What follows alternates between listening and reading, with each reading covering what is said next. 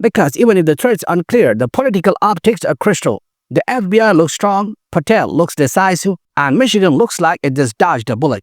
Now, let's talk about the media angle. Most outlets, especially the big ones, ran the story exactly as written. FBI foils ISIS-inspired plot in Michigan. That's it. No follow-up, no deeper reporting. But if you live in Dearborn, if your family is Arab or Muslim, that headline can mean something very different. Because it doesn't just say FBI saved lives.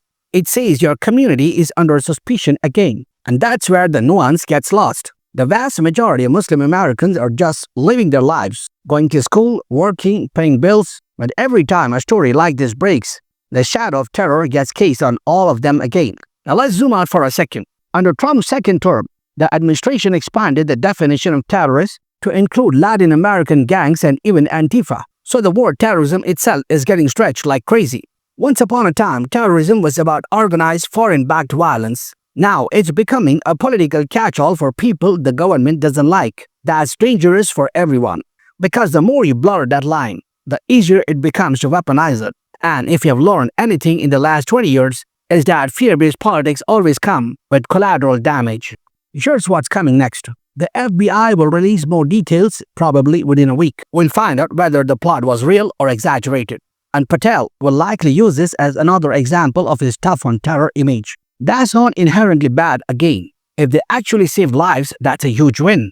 But the challenge for the rest of us, the public, the press, the viewers, is to hold both truths at once. It's possible for the FBI to be doing good work and for the system to still be flawed.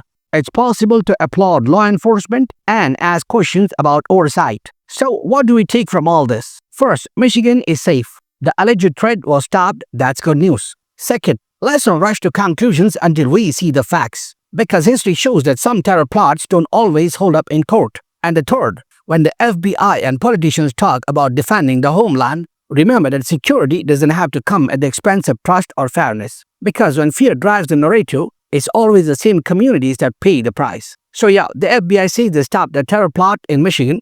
Maybe it's real, maybe it's overblown. But one thing's for sure, in America, the only thing that spreads faster than terrorism is the news about it. And somewhere in Dearborn, someone's just trying to get to work without their neighborhood trending on Twitter. I'm Mazur, this was the breakdown. If you liked the video, hit the like button, share it with your friends, and do subscribe to the channel for more such videos. Thank you for watching.